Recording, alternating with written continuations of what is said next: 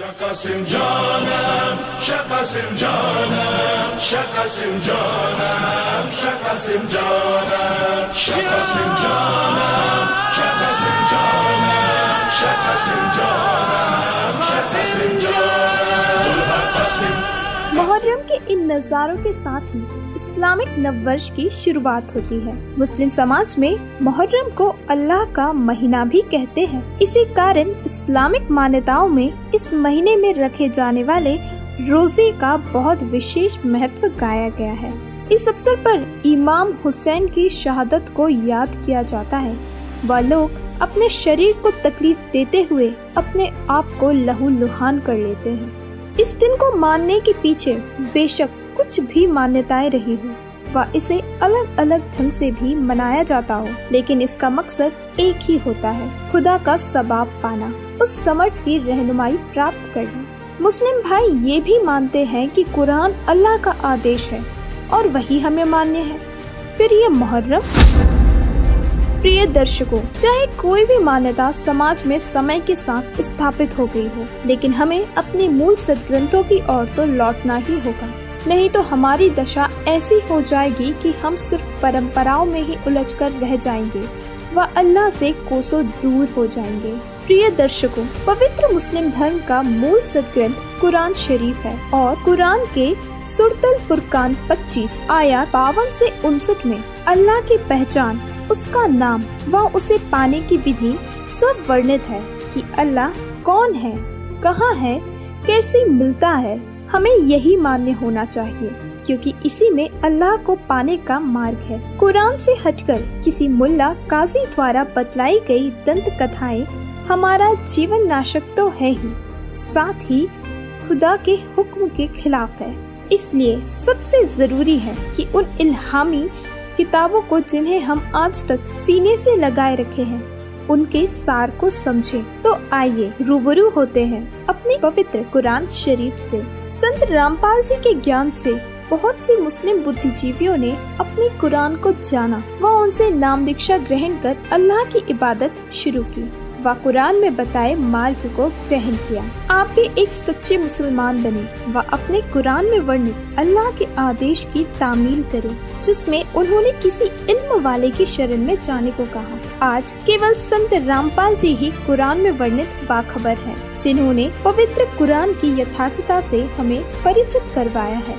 सूक्ष्म वेद की वाणी है, जो परमात्मा स्वयं सहशरीर आकर के अपने मुख कमल से बोलते हैं, उसको तत्व ज्ञान कहते हैं।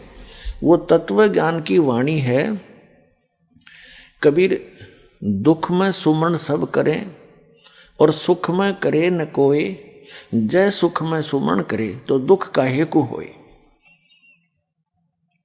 ये वाणी है उस सूक्ष्म वेद की, और ये किसके विषय में संकेत करती है कि जो पूर्ण परमात्मा अल्लाह अकबर की भक्ति करते हैं और जो सुख में, यानी सारे सुख हों और फिर भी परमात्मा याद करते हैं। दुख में तो सभी याद करते हैं और परमात्मा दुखी को भी सुखी करता है, और सुख में कोई नहीं करता। यदि सुख में सुमन करते हों तो उनको दुख कभी नहीं हो।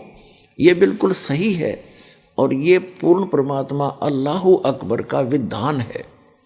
और आप जी को दिखाते हैं, हजरत मोहम्मद जी एक बहुत ही नेक आत्मा थे। एक संपन्न औरत थी खदीजा नाम की, जिसके पास बहुत माया थी, धन बहुत था, और उससे हजरत मोहम्मद जी का विवाह हुआ था। तो उनको कोई दुख नहीं था उस समय। और जब वो 40 वर्ष के हुए और उनके 7 संतान भी होली थी, 3 पुत्र और 4 पुत्रियां। तो हजरत मोहम्मद जी तो इस कुरान शरीफ के ज्ञानदाता की भक्ति कर रहे थे। इसको अल्लाह अकबर जान के, ये अल्लाह अकबर नहीं है। कुरान मजीद के अंदर सूरत फुरकानी चैप्टर नंबर 25 आयत नंबर 52 से 59 में कुरान शरीफ का ज्ञानदाता स्पष्ट करता है कि जिसने 6 दिन में सृष्टि रची वो अल्लाह अकबर है, अल्लाह कबीर है। और वो 6 दिन में सृष्टि रची और 7वें दिन तख्त पर जा बैठा। उसकी खबर किसी बाखबर से, तत्वदर्शी संत से पूछ लो, मैं नहीं जानता। यदि जानता होता तो एक सूरत और दिखवा देता। तो इससे सिद्ध है कि कुरान शरीफ का ज्ञान दाता तो अल्लाह अकबर की जानकारी भी नहीं रखता और उसी की भक्ति करने को कह रहा है। और गलती से हजरत मोहम्मद जी ने कुरान शरीफ के ज्ञानदाता को अल्लाह अकबर जान के सुख में भक्ति करी और उसके ऊपर किसी कैर टूट गए। 3 पुत्र थे, आंखों के तारे, तीनों के तीनों उनकी आंखों आगे मर के, तो वो व्यक्ति सुखी नहीं हो सकता चाहे कितनी बात बनाओ। कारण क्या रहा कि उन्होंने अल्लाह अकबर की भक्ति प्राप्त नहीं हुई। अल्लाह अकबर की यदि भक्ति करें तो सुख में यदि भक्ति करें, उनको तो सपने में भी दुख नहीं हो सकता, और जो दुखी हो वो भी आ जाए शरण में, उसकी भी मोक्ष हो। हजरत मोहम्मद जी के ऊपर कैर पे कैर टूट गए। उनकी 63 वर्ष की आयु में मृत्यु होगी और बेहोश होकर गिर जाता था। तो ये जो कुरान शरीफ का ज्ञान दाता, ये डम्मी गॉड है, अधूरा इनकम्प्लीट गॉड है। कंप्लीट गॉड है वो अल्लाह अकबर, वो अल्लाह कबीर है, वो कबीर परमात्मा, कबीर परमेश्वर है। उसकी भक्ति इस दास के पास उपलब्ध है। आओ और अपना कल्याण करवाओ। और जो अल्लाह अकबर की जिन्होंने भक्ति की, अब आपके रूबरू कराते हैं उनको कितने सुख हुए और आज वर्तमान में हो रहे हैं। ये उस अल्लाह अकबर की भक्ति कर रहे हैं जिनके ऊपर दुख नाम की चीज नहीं आ सकती। और जैसे हजरत मोहम्मद जी के ऊपर कैर पे कैर टूटे और अंत में कैसे मृत्यु हुई, धिक्कार ऐसी भक्ति को। वो भक्ति नहीं और वो भगवान नहीं जो इतनी भी रक्षा नहीं कर सकता। तो इसे सिद्ध है पूरा मुसलमान धर्म उस अल्लाह अकबर की भक्ति ना करके डम्मी गॉड की भक्ति कर रहा है। वो कंप्लीट गॉड की, अल्लाह अकबर की, उस परम अक्षर ब्रह्म की भक्ति इस दास के पास उपलब्ध है। आइए और प्राप्त करिए, अपना मोक्ष कराइए।